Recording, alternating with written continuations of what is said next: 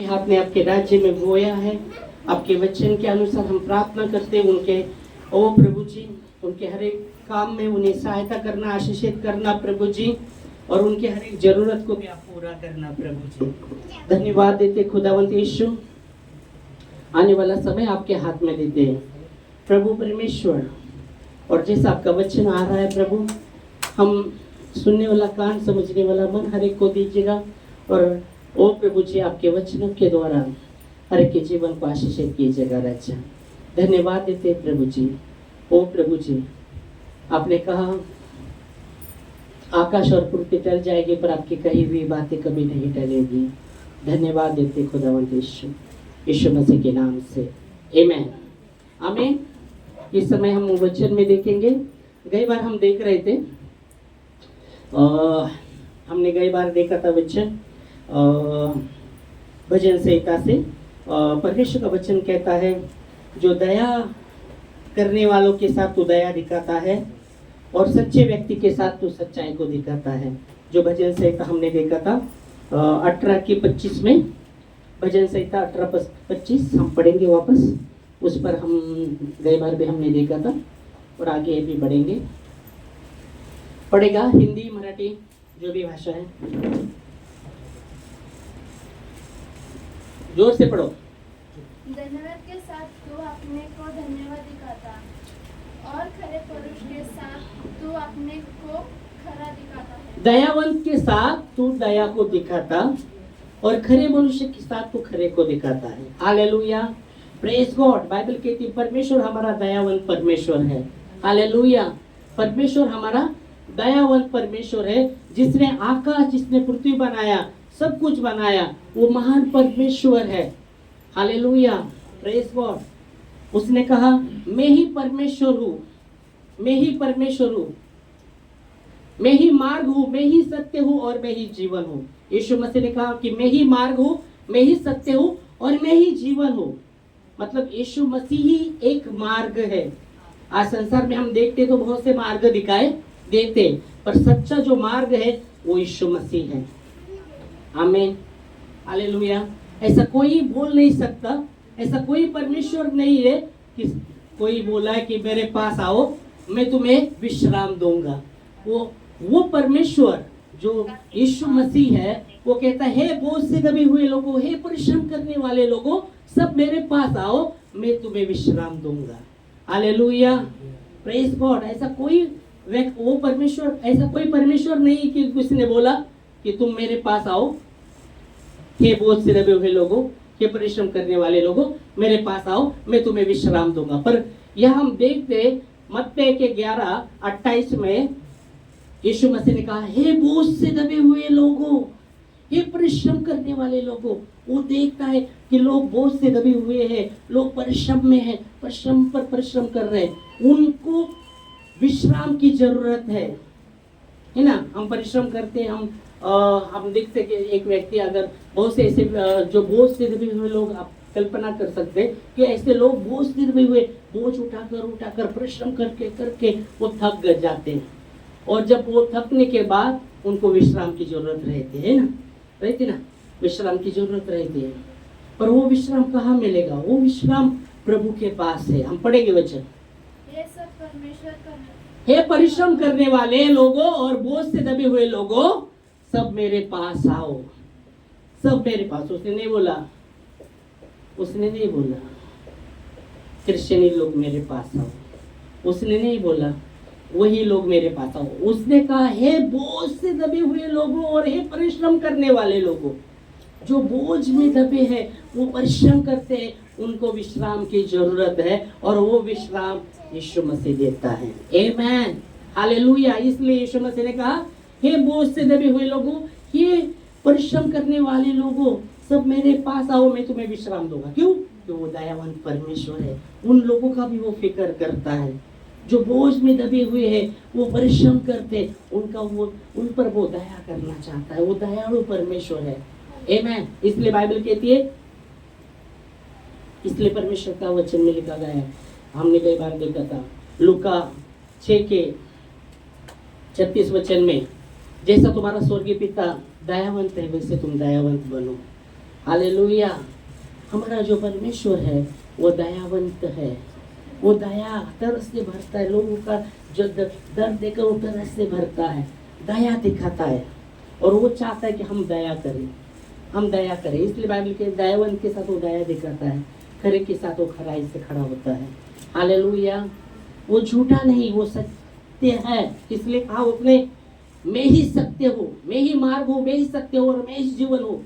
वो झूठा नहीं है, वो जीवित परमेश्वर है। वो मनुष्य नहीं कि झूठ बोले या भूल जाए, वो मूर्त नहीं है, वो जीवित परमेश्वर है।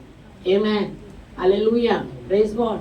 वो जीवित परमेश्वर है और इसलिए वचन कहता है, ऐसे क्या कहता है, पढ़ेगा, जैसे तुम्हारा पिता दयावंत है, जैसे तुम्हारा पिता। कौन सा पिता? वो स्वर्गीय पिता जो स्वर्ग में है, वो पिता जिसने आपको, मुझे, सबको बनाया। बाइबल कहती तेरे माँ के गर्भ में रचने से पहले मैं तुझको जानता हूँ। यिर्मयाह में लिखा गया, यिर्मयाह को जब परमेश्वर ने उसका वचन आया, वो कहता है तेरे माँ के गर्भ में रचने से पहले मैंने तुझ पर चित्त लगाया, उत्पन्न होने से पहले मैंने तुझे अभिषेक किया। हालेलुया। जिसने परमेश्वर ने सब कुछ बनाया है, सब कुछ उसने बनाया है, वो आपका और मेरा फिक्र करता है, वो हम पर दया करता है। बाइबल कहते हैं हम मिट नहीं गए। वचन कहता है धर्मी पर वो अपना सूर्य उगाता है, अधर्मी पर वो सूर्य उगाता है। धर्मी पर वर्षा करता है बारिश का, अधर्मी पर वर्षा करता है बारिश का। ऐसा नहीं कि सिर्फ धर्मी पर वर्षा होता है बारिश का और अधर्मी पर नहीं होता, ऐसा है क्या? नहीं, वो धर्मी पर भी बारिश का वर्षाव करता है और अधर्मी पर वो अपना सूर्य धर्मी पर भी उगाता है, अधर्मी पर भी उगाता है। मतलब परमेश्वर दयालु परमेश्वर है। जो स्वर्गीय पिता है वो दयालु है, वो क्षमा करने वाला परमेश्वर है, वो क्षमा में, दया में चलने वाला परमेश्वर है। हालेलुया। और इसलिए बाइबल कहती है जैसा तुम्हारा स्वर्गीय पिता दयावंत है वैसे तुम दयावंत बनो। आमेन, हालेलुया, प्रेज गॉड। गई बार हमने देखा था वचन में दो अंधे जब यीशु मसीह के बारे में उनको पता चलता है वो चिल्लाने लगते हैं, हे दावीद की संतान हम पर दया कर, हे दावीद की संतान हम पर दया कर।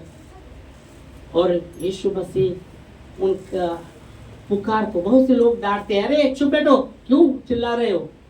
और बाइबल कहती है और भी वो चिल्लाने लगते हैं, हे दावीद की संतान हम पर दया कर, हे परमेश्वर हम पर दया कर। यीशु मसीह रुकता है और कहता है मैं तुम्हारे लिए क्या करूं? वो कहते हैं मुझे, हमें देखना है। और यीशु मसीह उनको स्पर्श करता है और वो देखने लगते हैं।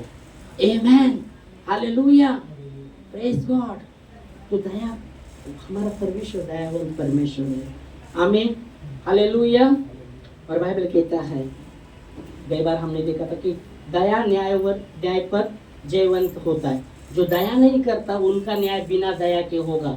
अभी न्याय के बारे में जब आता है, न्याय जो न्याय के विषय में कहा गया है कि हर एक व्यक्ति न्याय के सिंहासन के सामने लेखा देना पड़ेगा। हम बोलते हैं अरे हाँ हम आए हैं जिएंगे, वो हमारा जीवन, हर एक मनुष्य का जीवन आप देखेंगे तो बाइबल कहती है आज के इसमें, पहले तो पूर्वी के लोग 100 साल जीते थे, उसके भी आगे जीते थे, पर इस समय आप देखेंगे तो बाइबल में लिखा गया मनुष्य का जीवन घास के समान है, घास के समान है। धूप लगती है तो घास मुरझाता है, वैसा मनुष्य का जीवन है। कल के विषय में नहीं मालूम क्या होगा, पर परमेश्वर का वचन हमें बताता है कि परमेश्वर का वचन में लिखा गया है कि हम मिट नहीं गए, ये परमेश्वर की महान करुणा का फल है, उसकी दया अमर है और प्रतिदिन वो हमें नया दिन दिखाता है उसकी दया के अनुसार, उसकी दया के द्वारा। आमेन। आज कितने तो लोग हैं आज का दिन देख नहीं पाए रहेंगे, है ना? कितने तो सोए गए, सुबह देख नहीं पाए। कितने तो संसार में कितने तो लोग हो गए आज का दिन नहीं देख पाए, पर परमेश्वर का अनुग्रह, उसकी दया, उसकी करुणा के द्वारा हमें वो हर दिन दिखाता है। हालेलुया। मनुष्य का जीवन कैसा है? घास के समान है। और बाइबल में लिखा गया है मनुष्य का जीवन 70-80 साल, बाइबल में परमेश्वर के वचन में लिखा गया है। अभी के समय में 70-80 बहुत हो गया। तो मनुष्य का जीवन के विषय पर परमेश्वर का करुणा से, उसकी दया से प्रतिदिन वो हमें दिखाता है। और बाइबल कहते हैं परमेश्वर का जब हम भय मानते हैं हमें बुद्धि प्राप्त होता है और उसके द्वारा हमारी आयु भी बढ़ेगी। नहीं तो कोई बोलता है नसीब में लिखा है ना वो होगा ही होगा। ओके, कोई बोलते ना नसीब में लिखा है ना वो नहीं टल सकता। नहीं, नसीब बदलने वाला परमेश्वर है और जीवन भी बढ़ाने वाला परमेश्वर है। हालेलुया। हमने एक वचन देखेंगे, नीति वचन 9 के 10 और 11 में, यहोवा का भय मानना बुद्धि का आरंभ है और परम परमेश्वर को पहचानना। परम जो परम में, परम का अर्थ क्या बोलेंगे? परम, परम परमेश्वर को पहचानना, यही समझ है। और वचन कहता है 11 भी, हाँ दोनों पढ़ना। चलो, यहोवा का भय मानना बुद्धि का आरंभ है और परम पवित्र ईश्वर को जानना परम पवित्र ईश्वर को जानना समझ है। यही समझ है। 11, मेरे द्वारा तो तेरी आयु बढ़ेगी। मेरे द्वारा, परमेश्वर का वचन कहता है मेरे द्वारा क्या होने वाला है? तेरी आयु। कोई बोलता है इतना आयु लिखा है ना, मेरे जीवन में जितना साल लिखा है ना, लिख दिया ऊपर से 60 साल जीऊंगा, आगे नहीं जीऊंगा। पर वचन कहता है मेरे द्वारा तेरी आयु भी बढ़ेगी, मेरे द्वारा तेरी आयु बढ़ेगी और आगे और तेरे जीवन के वर्ष अधिक होंगे। तेरे जीवन के वर्ष अधिक होंगे। आमीन, हालेलुया।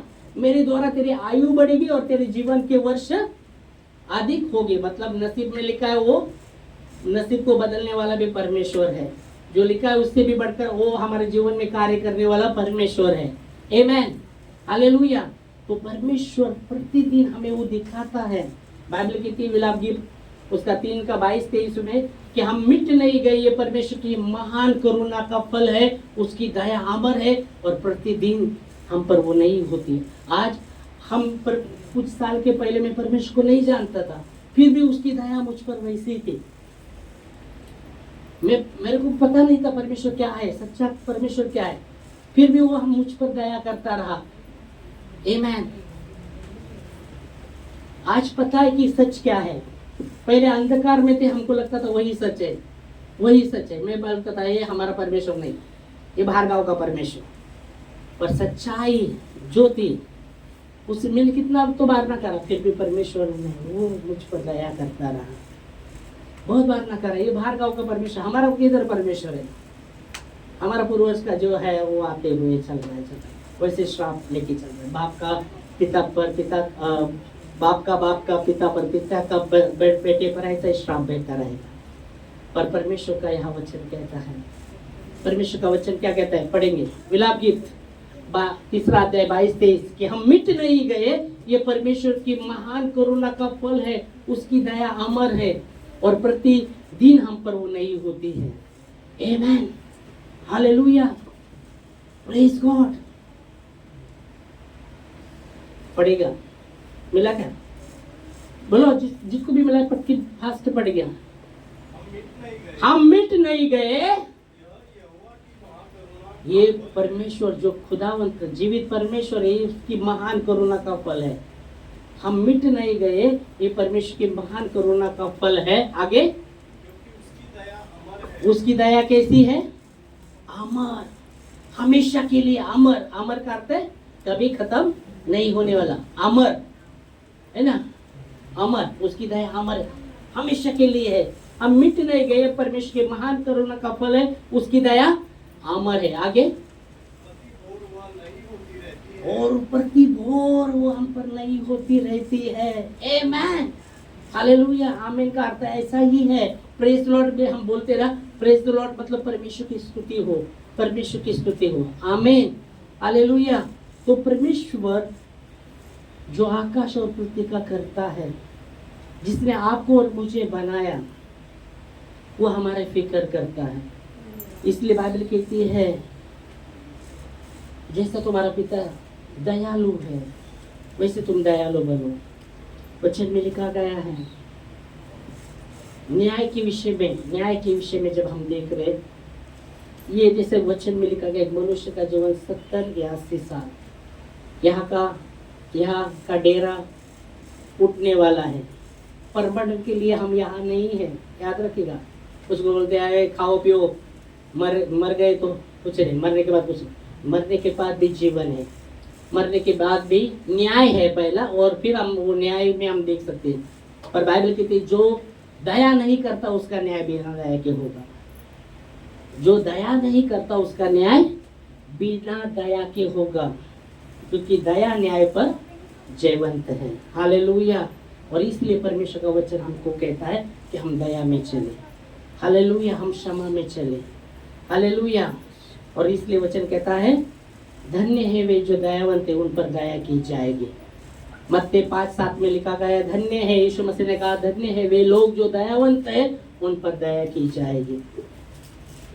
परमेश्वर का वचन कहता है, यीशु मसीह ने कहा धन्य है वे लोग जो दयावंत है, उन पर दया की जाएगी। पढ़ेंगे वचन। धन्य है वे जो दयावंत है। क्या हम दयावंत है? क्या हम दया करते हैं? क्या हम दया में चलते हैं? क्या हम दया करते हैं? क्योंकि परमेश्वर हमारा दयावंत परमेश्वर है। दयावंत है, वो चाहता है कि हम दया में चले। और जब हम दया करते हैं, परमेश्वर हम पर भी दया करता है। हालेलुया। हमने देखा वचन में, उसने दया हम पर किया, हम भी दया में चलना जरूरी, क्योंकि प्रतिदिन वो हमको दिखाता है। कितने तो लोग हैं में बोला आज सोए तो सोए, वो आज का दिन नहीं देख पाए, पर परमेश्वर का अनुग्रह है, उसकी दया है कि प्रति भोर हमको वो दिखाता है। उसकी दया से, उसकी करुणा से, उसके वो दया से वो हमको दिखाता है। हालेलुया। तो कितना आभारी होना चाहिए परमेश्वर के प्रति कि हाँ प्रभु आज का दिन तूने दिखाया है, प्रभु धन्यवाद दिल से, क्योंकि तेरे अनुग्रह के द्वारा आज का मैं दिन देख पाया हूँ। क्योंकि हमने देखा वचन में कि हम मिट नहीं गए, ये परमेश्वर की महान करुणा का प्रतिफल है। उसकी दया अमर है, उसकी दया के द्वारा हम जीते हैं, उसकी करुणा के द्वारा हम बढ़ते हैं आगे। हालेलुया। और उसने कहा हे बोझ के दबे हुए लोगों, हे परिश्रम करने वाले लोगों, सब मेरे पास आओ, मैं तुम्हें विश्राम दूंगा।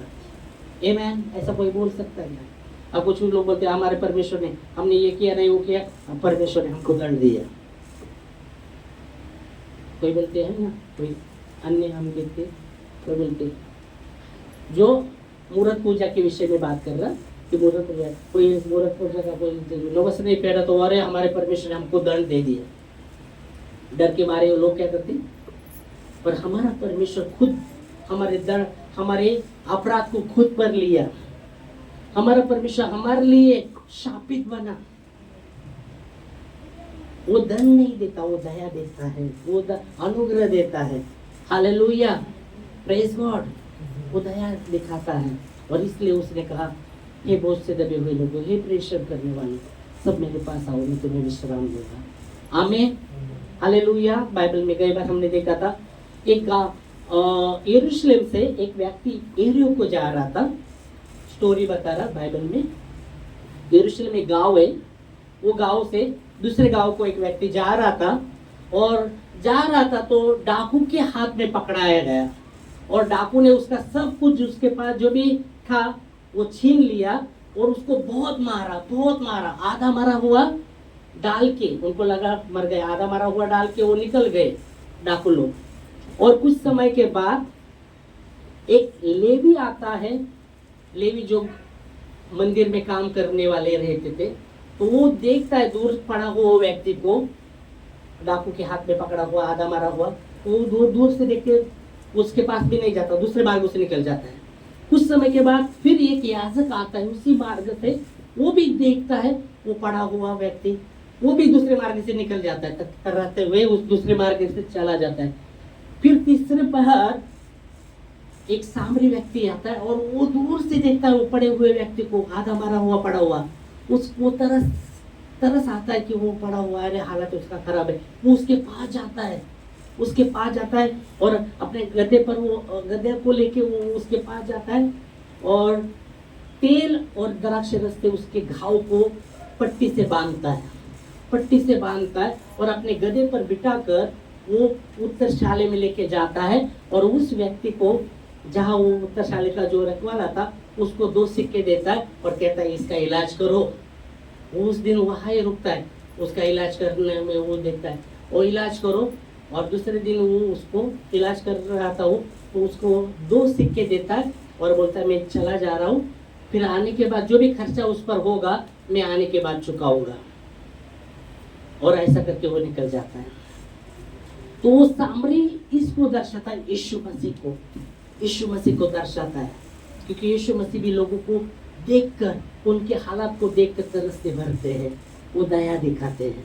Hallelujah, praise Lord. इसलिए जो हमारा परमेश्वर है वो दयावान परमेश्वर है। हालेलुया, हमें दया में चलना है। उसने कहा मैं ही मार्ग हूँ, मैं ही सत्य हूँ और मैं ही जीवन हूँ। जिसने आकाश और जिसने पृथ्वी बनाया, हर एक को बनाया, वो अद्भुत है। उसके जैसा कोई नहीं। इसलिए उसने कहा मैं ही मार्ग हूँ। उसने कहा मैं भी मार्ग हूँ मतलब और भी मार्ग है। और उसने कहा मैं ही मार्ग हूँ, मैं ही सत्य हूँ और मैं ही जीवन हूँ। मेरे द्वारा तुम पिता के पास जा सकते हैं। हालेलुया। इस समय हम खड़े होंगे प्रार्थना में, प्रभु को धन्यवाद देंगे उसके वचन के लिए। हालेलुया। आंखों को बंद करेंगे, धन्यवाद देते खुदावंत यीशु, सचमुच प्रभु तू दयावंत परमेश्वर है। हम मिट नहीं गए।